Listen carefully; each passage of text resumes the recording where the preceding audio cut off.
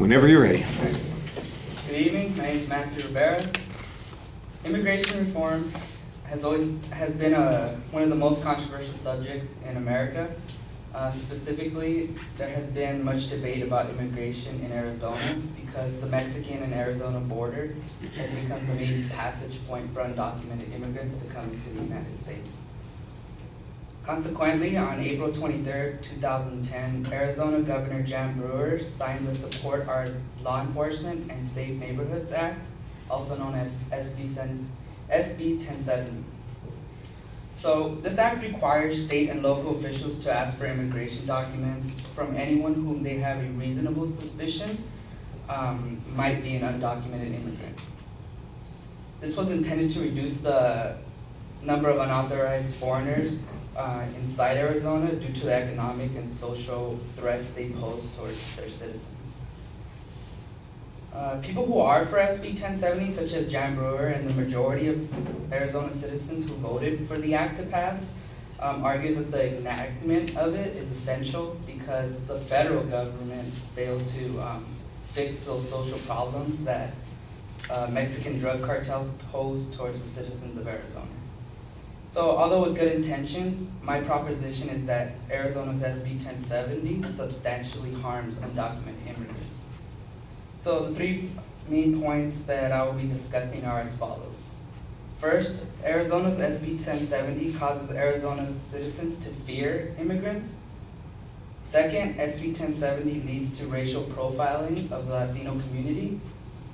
And third, undocumented immigrants are exploited by the prison industry. Moving on to my first point, Arizona's SB 1070 causes citizens to fear undocumented immigrants. SB 1070 tends to portray undocumented immigrants as a threat to Arizona citizens. Remarks by Arizona Governor Jan Brewer, as provided by her office, claim that border-related violence and crime due to illegal immigration are critically important issues to the people of our state, to my administration, and to me as your governor and as a citizen. There's no higher priority than protecting the citizens of Arizona. We cannot sacrifice their safety to the murderous greed of drug dealers. But the reality is that there's nothing to fear from most undocumented immigrants. Although immigration has doubled in the last 20 years, the crime rate amongst undocumented immigrants has decreased. By analyzing a study that used data from the annual Federal Bureau of Investigation Unified Crime Reports, 4 university social work professors found that violent and nonviolent crime rates among undocumented immigrants decreased during the late 1990s and mid-2000s, and even as the number of undocumented immigrants in the U.S. doubled during the 1990s, the rate of violent property crimes decreased by 34 and 29%. So now that we've looked at how SB 1070 causes citizens to fear undocumented immigrants, let's move on to the second point, which is Arizona's SB 1070 leads to racial profiling of the Latino community. SB 1070 casts a wide net in generalizing what an undocumented immigrant looks like. Some of the things they usually look for are hair color, skin tone, or even an accent. And SB 1070 requires state officials to assume one's citizenship merely based on their physical racial attributes. Professor J. Angelo Corlett, a philosopher specializing in ethics and epistemology at San Diego State University, contends in too many cases the races or race of an individual are imperceptible. So this method of using a broad description of what an undocumented immigrant looks like is inefficient in enforcing SB 1070. Professor Corlett further explains, perceived racial profiling becomes too subjective to be helpful to law enforcement agencies in terms of accurately identifying a suspect by race. Though it may eventuate in accurate identifications of suspects by color. But unfortunately, the skin color of an individual doesn't really determine what race they really are. Now that we looked at how SB 1070 causes citizens to fear undocumented immigrants and how it leads to racial profiling, Let's look at how undocumented immigrants are actually exploited through this act. Undocumented immigrants are exploited by the private prison industry through SB 1070. Private prison industries and local governments economically capitalize over SB 1070 at the cost of using undocumented immigrants as a commodity. The Corrections Corporation of America, also known as CCA, is one of the biggest for-profit prison companies in the U.S. and Pinal County. Pinal County is like the main focus of immigration detention in Arizona. Chris Kirkham is a former investigative reporter at for the Huffington Post in New York, and he used to cover private prisons, and he argues that the CCA is Pinal's largest private employer and pays the county government based on the number of inmates in the prisons. Pinal roughly paid, the CCA paid Pinal, the city, roughly $1.4 million, and the payments only increase as more beds are filled. So these contracts between the Arizona government and prisons create this lucrative business cycle, and the money in part goes to the county's sheriff's office, whose enforcement actions have influence over the prisoner's population, according to Kirkham. So therefore, it's like pretty obvious that it's to their benefit, the state government and the private business industries, to take whatever actions necessary in order to increase the amount of incarcerated and undocumented immigrants. So, so today we went over how Arizona's SB 1070 substantially harms undocumented immigrants. We first went over how it causes citizens to fear immigrants, and how it leads to racial profiling, and how undocumented immigrants are exploited by the private prison industry through SB 1070. As one can see, although implementing this act has good intentions, the provisions taken by SB 1070 are outweighed by the consequences caused through its enforcement.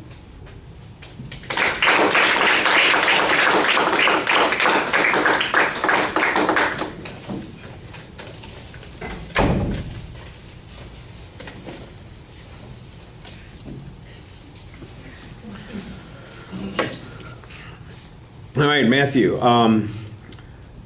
Anybody who quotes Kirkham gets extra points. That name hardly ever comes up, so it's nice that it shows up here. That's kind of cool. The proposition and the layout of the structure was excellent, very easy to follow. I thought that you did a good job with the transitions in the body of the speech so that we could follow what was going on. You usually had pretty clear explanations. I thought you did a nice job trying to keep the focus on the reasons instead of turning it into a rant on the subject. You're very careful and modulated in your language about that. I thought that was good. You're more likely to get people to listen to your arguments. I do think there are a couple of things that need to be included. For example, on that first point, the